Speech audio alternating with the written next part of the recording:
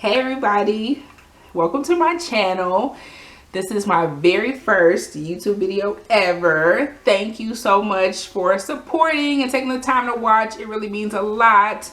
So today I'm going to be reviewing Pose Season 2. If you all like this one and want me to go back and review the first episode, just let me know, like or comment, and then I'll know that you all want me to go back and do the first episode. So let's get right into it. The episode starts off with, of course, another fabulous ball. And we see Pray Tell and, you know, the girls or whatever. They're in the, I can't remember the category, Femme Queen Realness or something like that. So, of course, this ball had a lot of gorgeous looks, especially from Lulu. I loved that mermaid lavender on her. Her skin was so pretty, bouncing off the lavender and the purples and the pinks. And then of course when she had the prop and took the bottom part off and she had her leggings underneath, she was just so gorgeous. So Elektra, she leaves the ball, and of course we could surmise from the previews of the last episode that she's doing dominatrix work or whatever, which I think it really fits her personality. That over the top, bossy, dominant personality of hers, I think that's a really good fit for her. So to see that she was doing that as a job, that's no surprise. So when she leaves the restaurant, when she leaves the ball and she goes into her sex room, mind you, she has the key and everything. You know, she has been doing this for a while. She's not new to this. She's true to this. So when she gets there, the man, Paul is his name, he's leaning over this table, this chair, whatever. And I said to myself, has this man been in here for days? You know what I'm saying? Because he just looked exhausted. Like he just had no more fight in him. He's like, you know, I'm about to pull out some amyl nitrate or whatever. And I was like, I don't know if anybody else was like this, but I was like, what the hell is that? So of course I had to look it up. It's actually the scientific name for poppers. And then once I saw that, I was like, oh, duh. Poppers, Alexis. Okay. Then when he said, okay, I got the poppers and now I'm about to mix it with cocaine, I was like, this is a fucking recipe for a disaster, which that made me think too. For the next episode, I think that he's gonna OD or something like that, you know, and that's why Elektra comes running to Blanca for help. Then we move on to Angel helping Blanca with her look. Now, I personally enjoy Blanca's looks. I think it's more of a relaxed kind of thing, not too dressy fancy like Angel. So I didn't mind her style. But then Angel was like, you know, you gotta be if you're gonna own a storefront, if you're gonna enter the beauty industry, then you have to we can't clock you or whatever. People should be able to clock you. So she helps her with that, and then she really does help, because after every scene it's like, wow, okay, now I see what you're talking about, Angel. Yes, bitch needed a makeover. So then we get to the scene where Blanca is going to meet the renter that she wants to rent her storefront from for her nail shop. Lady's name is Miss Norman, a complete bitch, almost so much of a bitch that it was so over the top. Okay, so she gives her the keys. She's like, yeah, no money. Well, give me the money, no contract. We'll just shake on it. That, in my head, should have been Blanca's clue number one. Like, lady, come on, mama. She doesn't want you to sign papers. She wants cash up front. And then she was saying those racist, I won't even say low-key racist, they were high-key racist things about her being Dominican and how most of them work hard. One thing that I wanted to mention about how she explained gentrification, I felt like that was really interesting, the way business owners would explain it. You know, oh, well, you know, we just want to feel safe walking down the street, so we buy up places that we feel are of interest, and that keeps the troublemakers out. It brings the property values up. You know, it made it seem like it was such a good thing, but then you have to think, along with troublemakers that live in those areas. It's regular people, it's moms, it's fathers, it's, you know, just people trying to make a living. So you're also pushing them out as well. So it's just interesting to see, to hear how she described her, you know, what gentrification was. Then we get to when Ricky comes home from his Albie Shore tour, about damn time. So as soon as he gets home, Damon has hearts laid out for him, and a trail leading to like the bedroom or whatever, and they get down to it right away. Which is so funny, because not even 5 minutes, because I see that Ricky still had his pants on.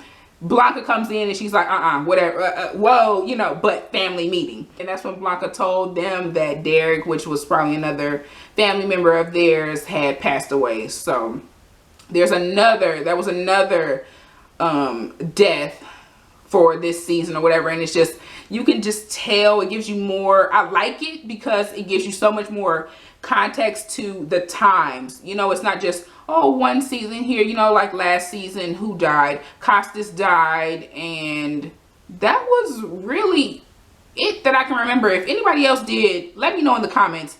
But to see the contrast of this season, and it's just so much death, funeral after funeral. You know, Pray Tell said he was on his 210th funeral. Judy was like on her 400th. So it's like, it really puts you in the time, you know, to help you understand what they were really going through, that it was death all around every week. Funerals. Later that night, the boys come home and Blanca confronts them about not coming to their funeral. Now, on one hand, I can see where Blanca is coming from, but then I can see where the boys are coming from too, because it's like, bitch, we see this, we're around this all of the time. So I can see where they're just like, I just can't take it. I just need the mental break. Okay, so then we get to the scene with Elektra, Lulu, Candy, and they're all at Candy's house, well, the house of ferocity. Now, my question would be, Elektra, why haven't you moved out at this point? I mean, you're coming home with the furs, the finery, the jewelry. You can't afford a place by now? I mean, you know, especially the type of money that you're saying that you're making being a dominatrix, you should have been moved out by now. So it's like, I know you have the money for it now, girl. If I had to trade in some of her furs for a place, I would have did it. When Candy confronts Elektra and she calls her a over-the-hill homeless sex change, I fucking died. I fell on the floor. It was so fucking funny. Like, you could tell Candy has been holding that in her gut forever. She could not wait to say that to her. And she's in her own house now. Bitch, you can't tell me nothing. I'm finna go in on you. But did y'all catch when Candy walked away from the table and she was like, in her ass, that shot of her. And I know that's probably, they did it purposely, you know, because she got her illegal ass shots. They did a good job, because that's exactly what it looked like. Some illegal under the table basement type shit. That was just so funny to me.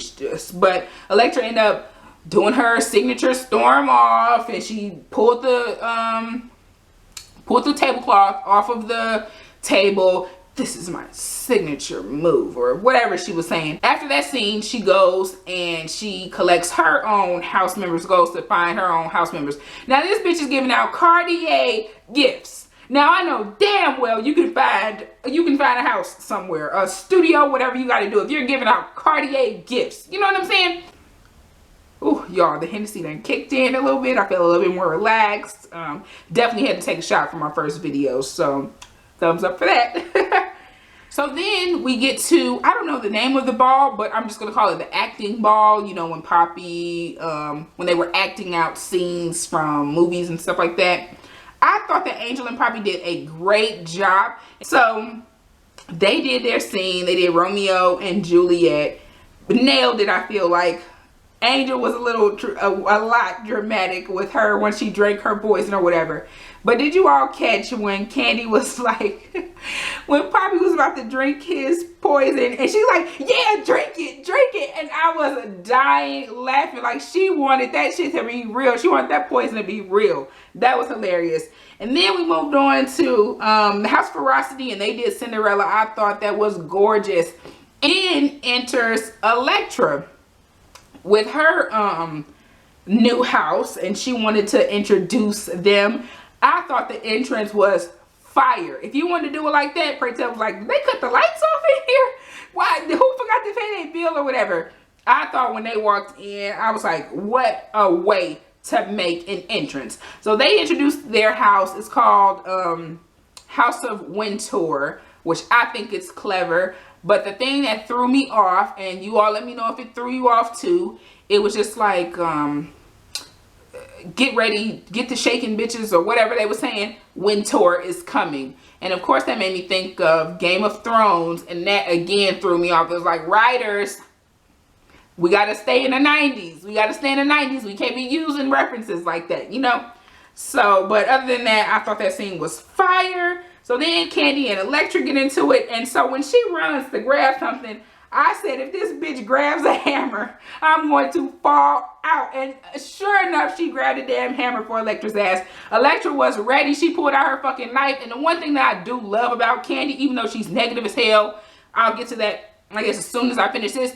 But the one thing I like about Candy, she is no fucking punk. She took on the dude last season when the judges with her damn hammer called him a milk dud, said she was ready to crack that milk dud open.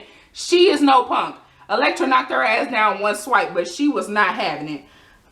So that was fucking hilarious. Then we get to the fight with Damon and Ricky's mistress. That's what I'm gonna call him. Now, I'm not talking about nobody's looks, but can we all agree that Damon looks way 1,000% better than this bitch that tried to roll up on him? And I love the fact that Damon was just so calm about it. He's like, you know, no, I'm finna trust my man. Okay, you got your little stuff to say, okay. Then this motherfucker want to talk about, oh, you need to lose 10 pounds and you, all this weight on you, and you don't be mad at me, be mad at your man, and all this. And so when Damon clocked his ass, I was so happy. I was like, I was yelling at the screen, whoop his ass, whoop his ass. Don't let nobody come up and talk to you like that. That was hilarious. And of course we have Ricky denied it. You know, that little playboy slickster. You know, of course he's going to deny it. But I could already, like, I was looking at the camera, like, the TV, like, okay, Ricky, okay. Heard it all before. So then they get back to the house and they talk more about it. And, you know, Angel and Poppy again, they're off in the corner, hugged up and stuff like that. But then that's when Ricky was, Damon was like, you know, I can't believe I convinced you to let me go without a condom again. And, you know, I had the reaction of Blanca. I'm like, what the fuck, Damon? Like, one scare would have been enough for me. You were scared as fuck in season 1 when y'all went to go get y'all HIV test, when you damn near died from the flu. So then when you didn't have it, I'm like, okay, that's great. But you still haven't learned your lesson. Like, burn me once, shame on you. Burn me twice, no. Shame on me. Shame on me. Fuck that. So for you to not learn your lesson, you damn near deserve it at this point. No. Let me not go there. So we get to I would call the climax of the episode, which would be when Blanca told her babies that she has AIDS. Now, when she went into the story of how, well, first it started off, they were all at family dinner or whatever, and Blanca was telling Ricky and Damon, you know, I'm still disappointed that you all, you know, haven't been using condoms. I was shocked. I was taken aback by it. So if y'all not gonna act like y'all don't know how to use them, I'm gonna show you how to use them, and that way you have no excuse. So she pulls out her cucumber and her condom, and she shows them, and she's putting it on, and of course Damon, Ricky, Poppy, they're making fun of her, cracking little jokes or whatever, and you can see Angel, she's boiling in the background. She's like, you all have no fucking idea what Blanca is trying to save you from, and you're just making a joke about it. It's just so funny to you. So she explodes. She goes off on the ass, and she's like, oh, you think it's gonna skip right over you? Think you're just gonna run by and be unscathed by the damn plague? And you're not. So then that's when she just looks at Blanca, and she's like, just tell him. So Blanca goes into her story about how she really contracted HIV. And what I appreciated, I liked that they gave some background into it, and it gave us a little bit more about her character and, you know, that character development. So I like that. One thing that I don't want to say I had a problem with it, but I just looked at it kind of was the way that she contracted HIV. Now, the story that she said was it was out of promiscuity. Now, I felt as though I almost would have preferred it to be about a story of, you know, I was just with this guy and we were together and he cheated or something like that, and then I trusted him and he gave me HIV or something like that. I felt like to say it was out of promiscuity, maybe perpetuated the stigma a little bit. Now, I don't know if that really is how it was, and a lot of people were just hoeing around, sleeping around with any and everybody, which probably was because it wasn't as known, you know, before. So I guess I can see that, but I was just like, oh, could it have been something, a different story than just, oh, I was out sleeping around? Because then some people may watch this today and be like, well, oh, that's how you get it, you know, sleeping around with any old body, when really it could just be anybody. You know what I'm saying? Or it can happen from anything, not just sleeping around. But that's how she got it. She told her story, and I still appreciated it nonetheless. So when she dropped the bomb, you know, I have AIDS, and she couldn't even say HIV because it's been upgraded to, or downgraded or upgraded at this point to AIDS.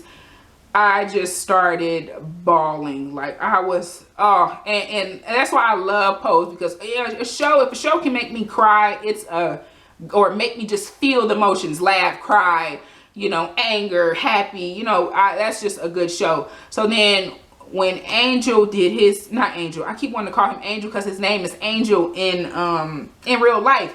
But when Poppy gave his monologue and was just talking about, you know, I'm just, you've always been there for me when I had nothing, and I'll just do anything for you. If you get one sniffle, just let me know.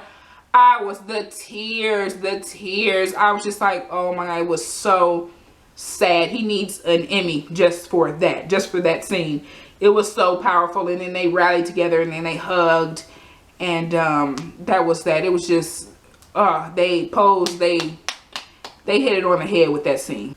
But one thing that I did appreciate, and I guess that is why they went more the promiscuity route, was because, you know, remember when Pray Tell and Blanca were talking about how gay boys, they don't really have, black gay boys weren't really raised to have that self-esteem, that self-worth, because of their, you know, how looked down upon being gay was, that it led into, well, that's exactly how I was feeling. That's what Blanca said. She was like, that's how I was feeling. You know, I just wanted to be loved in the moment. I was looking for love. You know, her mom had rejected her. She had moved out so young.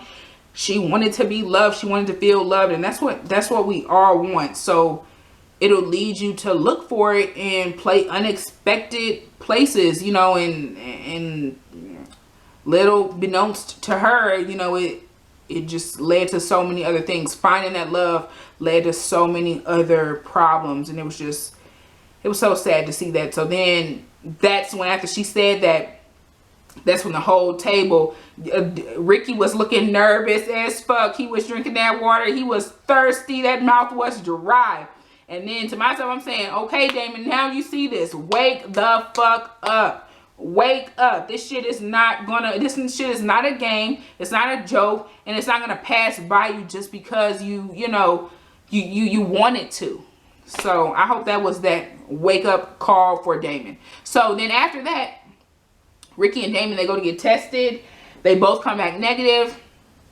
Ricky, old slick talking ass, you know, I just want to, I thought everything was okay and, you know, we're good. You can tell, you can see in Damon's face, he's not really feeling it. They said that they were going to talk about it later. And did you all see, you know, Ricky's like, ooh, we'll talk about it later, you know, promise me, let's pinky promise.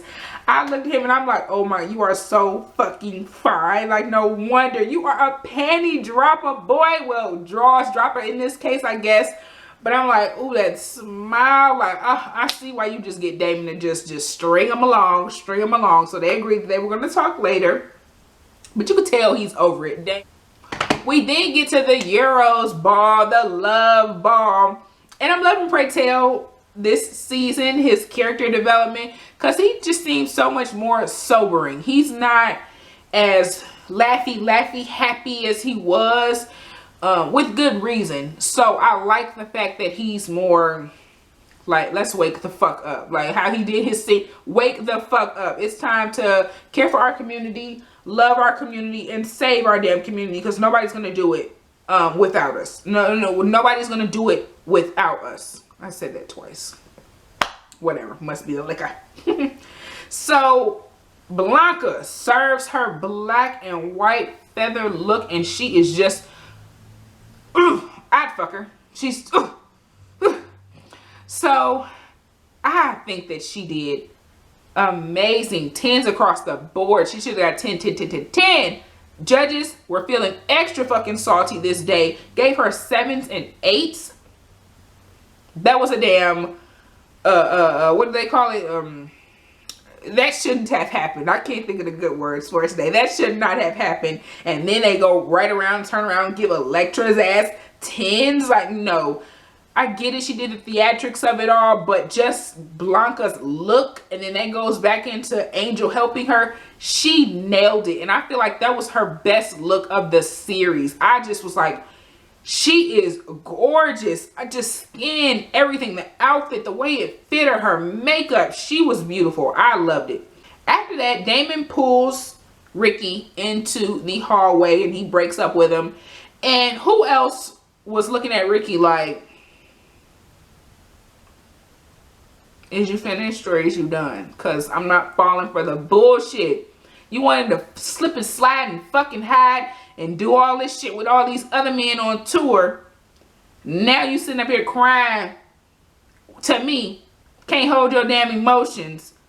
You gotta go. I'm glad Damon finally came to his senses. He said that they needed a break or they broke up or whatever. I'm glad. Good fucking riddance. I mean, I didn't necessarily want to see him leave the house, but peace. Peace. One of the last scenes of this episode was Judy came over to Blanca's house and finally, thank goodness, convinced her to start her AZT, start her medicine. It's like, lady, you've already, we're A status, T cells looking really low. It's time to really get serious. Yeah, you may be feeling fine, like how Judy said, but a lot of times you don't know what it's doing to your immune system. So I'm glad Blanca had some awakening in her. And she finally woke up and was just like, okay, I'm going to take it. And she took the pill right in front of Judy. So there's hope yet. There is hope yet. And then the final scene, Ricky left without saying goodbye. Again, I have no sympathy. Peace the fuck out. That's about it. We did it. We made it. First YouTube video. We did it. And thank you so much. If you stuck around this long, if you watched it. Again, if you enjoyed it, like, comment, subscribe, because I will be doing these weekly and I will have the videos prompt, no later than 2 days after the episode. I want to keep it consistent for you guys. Thank you so much. Let me know too what you think I can improve on, what you liked, what you didn't like. I'm watching some of the stuff back and I'm noticing I'm going to work on my my so thens. I got you. And I'm also going to maybe film without glasses because I know the glare may be distracting too. But if you see me looking like this because I can't see, just ignore me. Thank you so much, and I will see you all next week. Bye.